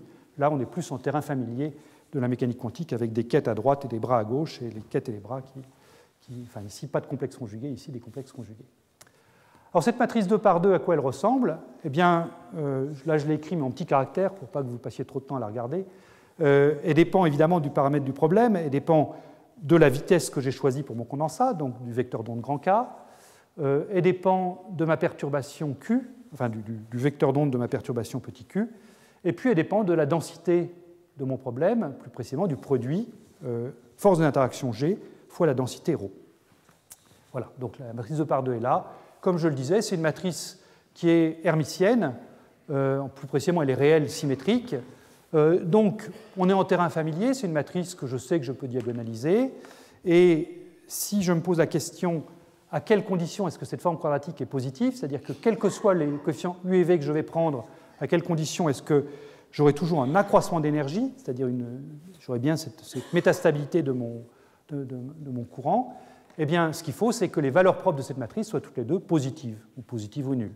Si j'ai une valeur propre négative, eh bien, si je m'en vais le long de ce vecteur propre-là pour U et V, j'abaisserai l'énergie et ce ne sera pas bon. Donc il faut que les valeurs propres soient toutes les deux positives ou nulles. Et ça, pour une matrice comme ça, c'est simple. Il faut écrire qu'à la fois la trace est positive et que son déterminant est positif. C'est équivalent à dire que les deux valeurs propres sont positives. Donc, quand on met ça en équation, eh bien, ce qu'on trouve, c'est deux choses. D'une part, que les interactions doivent être répulsives, mais ça, je l'ai supposé dès le début. Le coefficient G qui vient se mettre devant la description d'Irac doit être positif. Et la deuxième chose, c'est que la vitesse associée à mon onde principale, grand V, donc ça c'est une condition qui va porter sur K, V égale H bar K sur M, pour que cette chose-là soit positive, quel que soit Q, il faut que cette vitesse soit inférieure à une quantité que j'appelle CS. J'appelle CS parce qu'on va voir dans un quart d'heure peut-être que c'est la vitesse du son. Cette quantité CS s'écrit simplement racine de ρ G sur M, donc elle est reliée à la force des interactions et à la masse de la particule. Donc ça, je ne vous dis pas que c'est la vitesse du son pour l'instant, mais en tout cas, c'est bien homogène à une vitesse, et c'est donc une vitesse naturellement associée à la force de l'interaction dans mon problème. Donc, si je veux que cette forme quadratique soit positive, quelle que soit la perturbation que je mets, donc quel que soit Q et quel que soit U et V, il faut que la vitesse soit plus petite que CS. Et ça, c'est le critère de Landau dans sa première version. Alors, une autre manière de trouver CS, peut-être un moyen plus mnémotechnique, si vous vous souvenez que G ρ, c'est une énergie d'interaction, eh bien, pour fabriquer une énergie à partir d'une vitesse, vous avez la célèbre formule E égale mc2, ben là, il faut prendre c, mais pas c la vitesse de la lumière, mais la vitesse du son. Donc vous écrivez que mcs carré est égal à ρg. Comme ça, vous vous souvenez de la valeur de cs. Donc la conclusion de cette première approche, c'est donc que si je prends une solution stationnaire du type onde plane comme ça, eh bien la métastabilité, au moins vis-à-vis des perturbations de type onde plane en puissance plus ou moins IQR, elle est assurée si la vitesse du condensat est inférieure à la vitesse du son. Donc la transposition pratique de ce problème, c'est ça, c'est si je prends par exemple un conteneur qui est au repos, un tuyau qui est au repos, et mon superfluide qui s'écoule ici, eh bien, a priori, j'aurai un écoulement sans dissipation si la vitesse V ici satisfait ça, inférieure à la vitesse du son. Je termine par l'ordre de grandeur de cette vitesse du son. Si vous prenez des gaz d'atomes froids, eh bien, ces vitesses sont de l'ordre de quelques millimètres par seconde. Si vous allez chercher l'hélium liquide superfluide, la vitesse est beaucoup plus élevée, elle vaut 240 mètres par seconde. Mais à ce moment-là, la relation de dispersion elle est plus complexe que celle qu'on déduit de l'équation de Gross-Pitalevsky et de l'approche de Bogoliubov. Donc le critère de Landau est un petit peu plus complexe à mettre en œuvre. Je pense que Sébastien l'évoquera dans son séminaire tout à l'heure. Voilà, donc j'en arrive au paragraphe 3, qui sera, je pense, le dernier que je ferai aujourd'hui, qui est l'approche de Bogoliubov en champ classique. Donc j'insiste bien, c'est en champ classique, ce n'est pas l'approche de Bogoliubov quantique qu'on trouve dans la plupart des livres. Là, c'est une version finalement plus simple de l'approche de Bogoliubov, mais qui est, je pense, très instructive à voir et qui s'applique aussi au cas comme ce qu'on rencontre en optique, par exemple. Donc la question, c'est quelle est la dynamique de phi de R de t au voisinage d'une solution stationnaire, comme on l'a vu tout à l'heure. Donc on reprend notre ansatz, à savoir une superposition de l'onde plane de départ en puissance IK scalaire R, ici, qu'on perturbe avec du puissance IQ scalaire R et du puissance moins IQ scalaire R, donc on génère du K plus Q et du K moins Q. Cette fois-ci, phi0 et U et V dépendent du temps, et je m'intéresse à leur dépendance en temps, aux modes propres possibles qui peuvent apparaître. Donc pour ça, eh bien, il suffit d'injecter cet ansatz dans l'équation de Gross-Pitalevsky, et on obtient des équations du mouvement qui font directement intervenir la matrice H réelle symétrique que j'ai introduite plus haut, à savoir pour du sur dt, j'ai IH bar du sur dt égale H1 plus H12, c'est la première ligne de la matrice 2 par 2 que j'ai écrite. Et puis pour dv étoile sur dt, l'évolution du deuxième coefficient, ça fait intervenir H21 et H22. Alors quand on voit ça, on se dit c'est très simple, c'est de nouveau le problème classique d'une perturbation harmonique. Quand vous faites de la mécanique classique et que vous linéarisez les équations du mouvement au voisinage d'une position d'équilibre, vous avez la fonctionnelle d'énergie en fonction de vos variables, et puis vous savez que les fréquences d'oscillation sont déterminées par la courbure de l'énergie au voisinage de la position d'équilibre. Alors là, c'est un petit peu plus compliqué que ça, parce que ça a l'air d'être la matrice H qui intervient, mais en fait, ce n'est pas vraiment elle, parce que pour que ce soit la matrice H, ce qu'il faut, il faudra avoir des équations fermées sur U et V. Or, cette première équation me couple U à U et à V, mais la deuxième équation ne me couple pas V à U et à V, elle me couple V étoile à U étoile et V étoile. Donc si je veux avoir une équation fermée sur U et V, le remède est simple, mais ça va me gâcher un petit peu ma simplicité initiale. Il faut que je prenne le complexe conjugué de cette équation-là. Et du coup, si je prends le complexe conjugué, donc je vais avoir un moins IH bar dv sur dt égale H21 plus H22. Et donc si je fais passer le signe moins ici, je vais avoir du moins H21 et du moins H22. Donc la structure de mon équation, elle est de ce type-là. IH bar d sur dt de U et V égale un opérateur agissant sur U et V, mais cet opérateur n'est pas la matrice H que j'avais. C'est un opérateur que je déduis de la matrice H, c'est l'opérateur de Bogoliubov que je note quand tel, et qui, lui, n'est ni symétrique, ni hermitien, ni rien du tout. Rien du tout, il reste réel dans ce problème-là, enfin, c'est tout ce qu'il a pour lui. C'est-à-dire que j'ai H1, H12, mais ici j'ai moins H21, et ici j'ai moins H22. Donc du coup, il n'est plus hermitien, donc ça complique la situation, parce qu'il pourrait se faire qu'il ne soit pas diagonalisable, et donc du coup, c'est plus difficile de trouver des modes propres. Et d'ailleurs, il y a des situations où il faut faire attention parce qu'il n'est pas diagonalisable. Heureusement, dans tout ce que je vais regarder moi, il reste diagonalisable. Donc on peut continuer à le diagonaliser, même si il faut faire attention parce que les vecteurs propres à droite ne sont pas les mêmes que les vecteurs propres à gauche. Donc il y a les choses qu'on applique de manière presque automatique avec les matrices symétriques réelles ne s'appliquent plus et il faut être beaucoup plus soigneux quand on manipule donc, ces valeurs propres et ces vecteurs propres. Bien, donc toujours est-il qu'on va regarder maintenant cette équation-ci, on va chercher les modes propres en se plaçant dans le cas où il est diagonalisable. Et donc là, je vais assez vite parce que c'est quand même des méthodes assez standards et puis il vaut mieux les faire soi-même avec une feuille de papier si on veut bien tout comprendre. Mais la structure mathématique de la chose, c'est d'écrire L sous cette forme avec des cosinus hyperboliques et des sinus hyperboliques. Donc, il est de la forme AB moins B moins A, hein, ce L. Donc le plus simple, c'est de mettre en facteur ce qu'il faut ici pour avoir ici un cosinus hyperbolique et un sinus hyperbolique. L'argument du cosinus et du sinus, c'est ce que j'ai écrit 2 alpha Q, c'est défini de la manière suivante. Le tangente hyperbolique de 2 alpha Q, c'est le rapport entre l'énergie d'interaction G-ρ avec un sigma divisé par la somme l'énergie d'interaction G-ρ plus l'énergie cinétique H bar de Q2 sur 2m liée à la petite perturbation Q qui m'intéresse. Et puis, donc, une fois qu'on a mis L sous cette forme-là, eh c'est simple d'avoir les modes propres. Les modes propres, ils sont de la forme UV égale le cosh, cette fois-ci de alpha Q, pas de 2 alpha Q, sinus hyperbolique de alpha Q aussi, avec un coefficient gamma qui est quelconque, qui est un simple coefficient de proportionnalité. Ces modes propres, vous pouvez vérifier simplement que c'est des modes propres, enfin vous pouvez calculer simplement leur impulsion moyenne et leur énergie moyenne. Alors leur impulsion moyenne, donc on l'obtient en prenant la valeur moyenne de l'opérateur impulsion dans cette fonction phi là, et ce que vous trouvez, c'est que leur impulsion est directement proportionnelle au vecteur d'onde Q de la perturbation que j'ai considérée, qui est ce vecteur d'onde Q qui est là, h bar Q fois gamma carré. Gamma, c'est l'amplitude que j'ai mise devant ici, c'est un nombre arbitraire. Et leur énergie, epsilon gp de Q, eh bien c'est l'énergie que j'ai au repos, G-ρ sur 2, plus gamma 2, encore le même coefficient qu'ici, fois h bar oméga Q. H bar oméga Q, c'est ce qui est venu se mettre en facteur ici. Donc ça, je ne l'ai pas encore explicité. Ce h bar oméga Q, c'est donc quelque chose que je peux interpréter comme une relation de dispersion, puisque ça me relie l'énergie de la perturbation et l'impulsion de la perturbation. Et cette relation de dispersion, eh bien, c'est la fameuse relation de dispersion de Bogoliubov. C'est une relation de dispersion qui me dit que oméga Q varie comme la racine carrée, ici, d'un terme en Q carré et d'un terme en Q4. Le terme en Q carré fait de nouveau intervenir ce CS, qu'on va interpréter comme une vitesse du son dans un instant. Et puis le terme en Q4, là, eh bien, on va le voir aussi, c'est l'énergie d'une particule libre, qu'on va expliciter également dans un instant. Donc intéressons-nous à cette relation de dispersion. Qu'est-ce qu'elle contient, cette relation de dispersion? Donc la revoici. Si je regarde à Q petit, c'est ce terme-ci qui domine, puisque j'ai un terme en Q2 et un terme en Q4. Donc si Q est petit, c'est le terme en Q2 qui domine. Donc j'ai une relation qui s'écrit oméga Q égale donc racine carrée de CS carré Q2, donc oméga Q égale CSQ, où CS c'est donc cette vitesse du son que j'ai introduite tout à l'heure, G-ρ sur M, et ce résultat-là justifie donc l'appellation vitesse du son.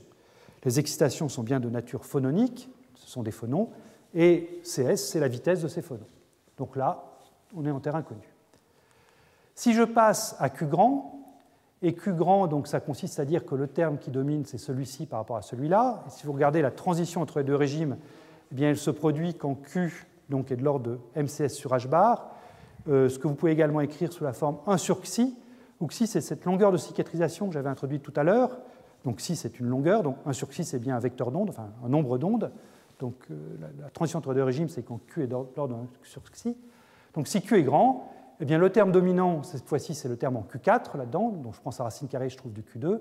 Et puis la première correction qui est intéressante à garder, qui vient de là, donc quand on fait un développement limité de la racine, c'est un terme en G-ρ. Alors qu'est-ce que ça nous dit, ça? Le premier terme nous dit H bar Q égale H bar oméga Q égale H bar 2 Q2 sur 2M. Ben là, ça c'est classique. On retrouve ici le fait qu'à grand vecteur d'onde, grande énergie, les énergies de les énergies de mes excitations de mon système, ce sont les particules libres, qui est donc une énergie de dispersion quadratique en H bar 2 Q2 sur 2M. Je dirais on est content de retrouver ça, hein, puisqu'on est quand même parti d'une description d'un gaz, certes un gaz en interaction, mais on s'attend à ce que si l'énergie que je regarde est grande devant l'énergie d'interaction, on s'attend à retrouver les énergies des particules libres, donc c'est heureux qu'on le retrouve. Le deuxième terme, G-ρ, c'est l'énergie d'interaction qu'on a vue depuis le début. Donc c'est l'énergie d'interaction entre la particule rapide et le condensat. Alors on peut se dire, c'est normal, la particule rapide interagit avec le condensat, pas de problème. Mais quand on réfléchit un petit peu plus, c'est un peu surprenant de la trouver, cette énergie d'interaction. Parce que si vous essayez de réaliser à quoi ça correspond, cette relation de dispersion, il me dit quelle est l'énergie que je dois créer, que je dois fournir pour prendre une particule qui est initialement dans le condensat et l'amener a une impulsion Q, grande en l'occurrence. Alors initialement, la particule était dans le condensat, donc elle interagissait avec le condensat, et puis je l'amène à une grande énergie, donc elle interagit toujours avec le condensat. Donc normalement, l'énergie d'interaction devrait être la même au départ et à l'arrivée, et c'est un peu surprenant que je doive payer une énergie G supplémentaire pour promouvoir une particule de l'état Q égale 0 à l'état Q non nul. Alors en fait, ce n'est pas si surprenant que ça, et c'est toujours ce même argument de Nozière sur l'énergie à payer pour fragmenter un condensat. Quand je fais prendre une particule, que je la prends à Q égale 0 et que je la promeux à une impulsion Q élevée, donc on peut dire que je fragmente mon condensat, c'est-à-dire que je passe de N0 à N-1 une particule dans le condensat, une particule dans l'état Q, et donc ce que je dois payer, eh bien, c'est l'énergie d'échange parce que j'ai fragmenté mon condensat. Et le G0 qui apparaît ici, eh bien, c'est simplement cette énergie échange. Donc tout est bien cohérent, il faut bien payer une énergie supplémentaire pour exciter de manière forte une particule et lui faire quitter l'environnement condensé. Alors, une remarque supplémentaire sur ce que j'ai dit à Q petit, quand j'ai dit que j'avais cette relation de dispersion linéaire, là, une des conséquences naturelles de cette relation de dispersion, c'est que quand Q tend vers 0, l'énergie, ou la pulsation oméga Q, tend vers 0.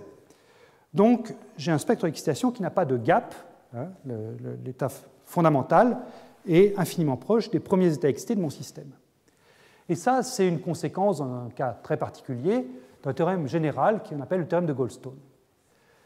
Si on va regarder un petit peu plus près à quoi correspondent ces excitations de mode phonon, si on reprend les tangentes hyperboliques que j'avais écrites tout à l'heure, qui caractérisaient les modes propres de mon système, U et V, vous allez constater que ces modes à très basse fréquence et très bas vecteur d'onde, U et V, sont tels que U est à peu près égal à moins V.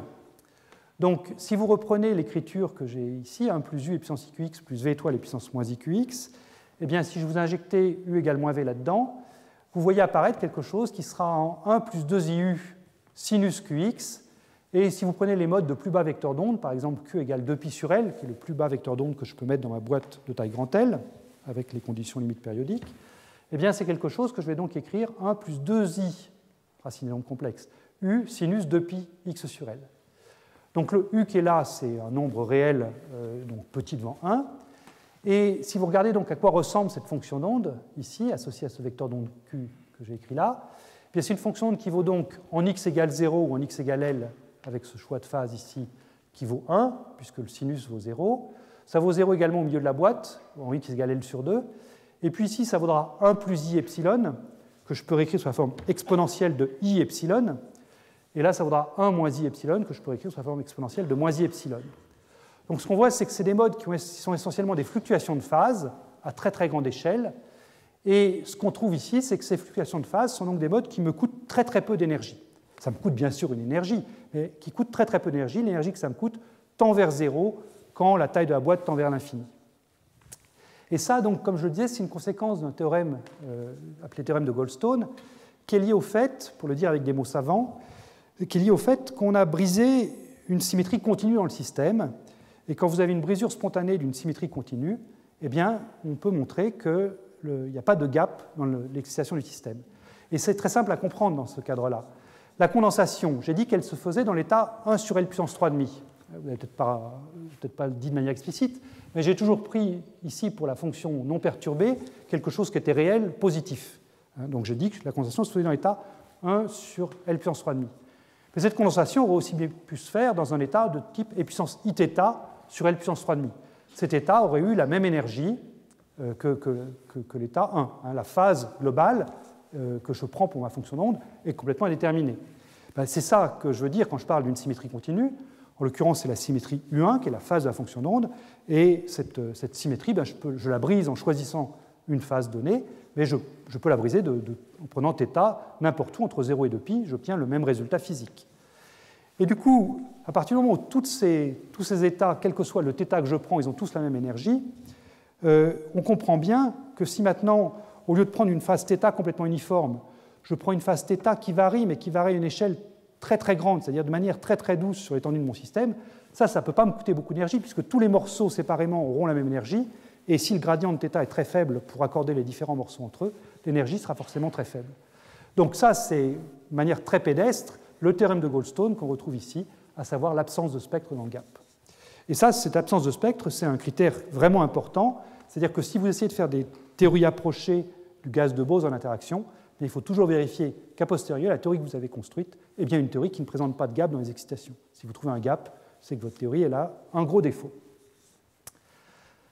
Alors, ce spectre de Bogoliubov qu'on vient de voir là, il a été mesuré sur des atomes froids. Il y a eu pas mal de manips faites. Une jolie manip, très jolie, qui reste probablement une des plus précises qui a été faite. Et une manip qui a été faite dans le groupe de Nir Davidson au Weizmann, il y a de ça maintenant 14 ans. Elle a été faite sur un condensat de rubidium, un condensat quasi pur. Ce condensat contenait donc quelque chose comme 10 puissance 5 atomes, avec une fraction condensée très très élevée. Disons qu'ils ne voyaient pas des fractions thermiques. Donc on est vraiment en train d'étudier les modes propres d'un condensat et pas autre chose là. Ce condensat avait une forme de cigare. Donc c'était quelque chose qui avait la symétrie de révolution autour de l'axe horizontal, là, cet axe-là, une longueur de cinquantaine de microns et un diamètre de quelques microns, 6 microns. La manière qu'ils ont utilisée pour étudier ce spectre de Bogoliubov, eh bien, c'est cette méthode de spectroscopie de Bragg qu'on a déjà vue ensemble une fois. Ça consiste à éclairer le gaz avec une paire de faisceaux qui vont créer des processus absorption-émission stimulée. Alors, la paire de vaisseaux, la voici. Vous avez un faisceau qui se propage comme ça, donc avec un vecteur d'onde K1, une pulsation oméga 1, et un autre faisceau avec un vecteur d'onde K2, une pulsation oméga 2. Quand vous regardez donc, ce qui va se passer quand vous faites un processus absorption du faisceau vert, par exemple, émission stimulée dans le faisceau rouge, eh bien, vous allez gagner l'impulsion K1 et perdre l'impulsion K2. Donc vous allez avoir un transfert d'impulsion K1 moins K2, et avec ce choix d'orientation des faisceaux, K1 moins K2 est orienté le long de l'axe du cigare. Donc vous allez conférer à une fraction des atomes, une fraction a priori petite, mais que vous réglez en choisissant les bonnes puissances pour vos faisceaux, une impulsion K1 moins K2. Et par ailleurs, vous choisissez une certaine fréquence oméga 1, une certaine fréquence oméga 2, ici, enfin pulsation, et donc vous donnez à ces atomes l'énergie H bar oméga 1 moins oméga 2 dans le processus absorption-émission stimulée. Donc ce processus de Bragg, c'est un moyen de déposer de manière contrôlée à la fois une certaine impulsion et une certaine énergie dans le gaz. Et ce qui est remarquable, c'est que, bien que les photons vérifient tous évidemment la relation de dispersion K égale oméga sur C, en changeant l'angle entre K1 et K2, comme ça, eh bien, on peut contrôler indépendamment l'impulsion qu'on met dans le système et l'énergie. C'est-à-dire que si je prends mes vecteurs vert et rouge quasiment collinéaires, K1 moins K2 sera quasiment nul, alors que si je les prends tête bêche, eh bien K1 moins K2 sera à peu près égal à 2 fois oméga sur C. Oméga est la pulsation de résonance de mes atomes. Donc en changeant cet angle-là, et c'est ce qu'ils ont fait au Weizmann, ils sont allés de quelques degrés à 140 degrés, je crois, eh bien on peut changer K1 moins K2 tout en gardant oméga 1 moins oméga 2 fixé. Donc c'est une méthode qui est vraiment tout à fait intéressante et qui donne des résultats très pertinents. Donc le procédure expérimentale est la suivante. Ils font leur excitation de Bragg, donc un pulse lumineux qui crée ce transfert d'impulsion et d'énergie, et ensuite ils font un temps de vol. Alors on part d'un gaz qui est un cigare très allongé, on fait un temps de vol, donc le temps de vol, quand vous avez un cigare donc, qui est très confiné radialement et peu confiné axialement, eh bien, c'est la direction initialement très confinée qui s'étale vite. Donc le cigare va rapidement se transformer en citrouille, c'est comme dans Cendrillon, sauf que c'est par un carrosse, mais bon. Donc vous avez le cigare ici qui se transforme en citrouille, c'est-à-dire que c'est beaucoup plus étalé comme ça que comme ça. C'est ce que vous voyez ici donc, par la tranche. L'axe du cigare initial était comme ceci. Et la figure que vous voyez, eh bien, c'est le résultat d'une excitation de Bragg, c'est-à-dire que vous voyez ici les atomes qui n'ont pas bougé, c'est-à-dire qui n'ont pas subi le transfert d'impulsion K1 moins K2, énergie oméga 1 moins oméga 2, et en gris pâle, ici, vous avez les atomes qui, au contraire, ont subi ce transfert d'excitation et qui ont donc, pendant le temps de vol, comme ils ont gagné la vitesse h bar K1 moins K2 sur M, eh bien, ils se sont séparés du nuage. Donc, on analyse comme ça ce profil avec une double structure, la structure principale des atomes qui n'ont rien fait, et puis la structure des atomes qui ont subi le transfert. Et plus précisément, la procédure expérimentale, ça consiste donc à choisir un angle donné, donc un certain K1 moins K2 donné, parce que changer l'angle expérimentalement, ça coûte du temps, parce qu'il faut réaligner tout. Donc on se donne un angle donné, puis après on en prendra un autre, mais on en prend un donné. Et pour un angle donné K1 moins K, donc un vecteur K1 moins K2, ce qu'on fait, c'est qu'on varie oméga 1 moins oméga 2, et on cherche quand est-ce qu'on a un maximum d'atomes transférés quand est-ce que l'oméga 1 moins oméga 2 est le mieux adapté à ce transfert d'impulsion K1 moins K2. Donc, voilà ce que vous avez ici. Donc, pour un K1 moins K2 donné ici, on repère le oméga qui correspond à ce transfert d'énergie. Et puis ensuite, on répète l'expérience pour un angle différent, donc un choix de K1 moins K2 donné, et ça correspond à tous les points de cette courbe. Et ce que vous voyez, c'est que ces points de cette courbe, ils reproduisent tout à fait ce qu'on a vu pour le spectre de Bogoliubov, c'est-à-dire un départ linéaire, tant que le h bar k sur m est inférieur à la vitesse du son vaut 2 mm par seconde dans cette expérience, un départ linéaire, et ensuite quelque chose qui devient quadratique. Donc là, on retrouve la relation de dispersion d'une particule libre, mais il y a un décalage ici, qui est le décalage, le ρ fois g, l'énergie d'interaction, qui est lié à l'énergie d'échange, comme je vous le disais. Le fait qu'on doit payer une énergie supplémentaire pour promouvoir une particule à grande impulsion depuis l'état K égale 0 vers un état K non nul. Donc là, ici, vous avez sur cette figure-ci résumé tout ce qu'on a vu aujourd'hui sur la relation Bogoliubov.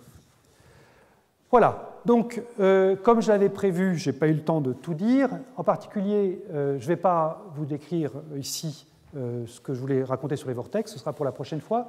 Je voudrais terminer par le critère de Landau, qu'on a déjà vu une fois, vous montrer qu'on peut effectivement le retrouver avec cette approche de Bogoliubov. Donc ça, c'est un argument qu'on trouve dans beaucoup de livres, mais qui est tout à fait pertinent, et qui, là encore, est utile si on veut faire la transposition avec l'hélium liquide, qui fera l'objet du séminaire de tout à l'heure. Donc comment est-ce qu'on retrouve le critère de Landau, à savoir que la vitesse ne doit pas être trop élevée si je veux avoir superfluidité.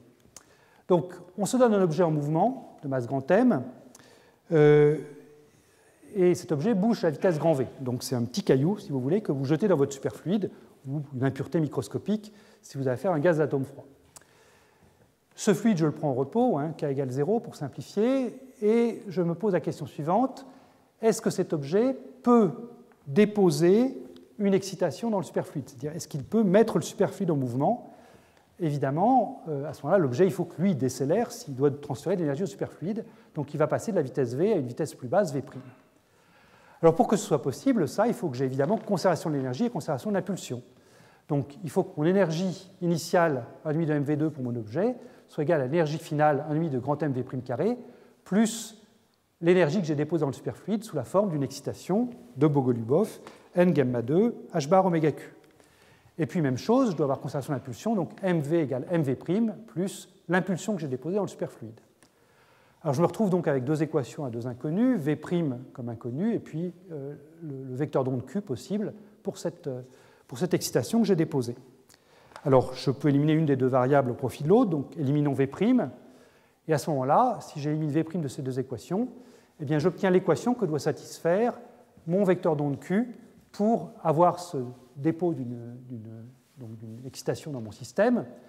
Donc je dois avoir oméga q, la pulsation de l'excitation, égale q scalaire v, v je vous rappelle c'est la vitesse de mon objet, de mon impureté qui bouge dans mon système, moins grand n gamma 2 h bar 2 q2 sur 2m.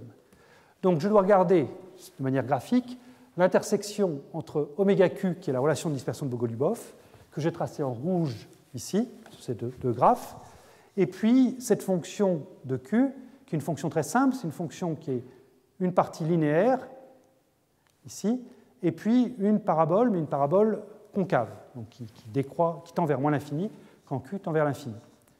Donc cette parabole concave, je l'ai représentée comme ceci, en bleu là, en bleu là. Alors ici c'est q scalaire v, donc si je veux maximiser mes chances d'avoir une intersection entre la courbe rouge et la courbe bleue, il faut que QV soit le plus grand possible, donc il s'agit de prendre Q et V parallèles. Ce qui est assez naturel, Ce que je suis en train de vous dire, c'est que si je veux avoir une chance de trouver une solution à mon équation, il faut que si mon objet va vers vous, il faut que l'excitation que je génère dans le fluide aille également vers vous. C'est ça qui a le maximum de chances de me donner une solution. Donc je vais prendre Q et V de même sens, donc Q scalaire V, ce sera module de Q, module de V.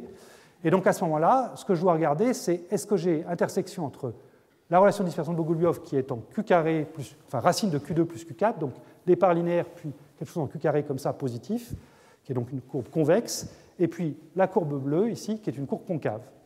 Donc pour avoir intersection, il n'y a pas de mystère, hein. Il faut que la pente à l'origine de la courbe bleue soit plus grande que la pente à l'origine de la courbe rouge, sinon je serais dans ce cas-là et je n'aurais jamais d'intersection entre les deux.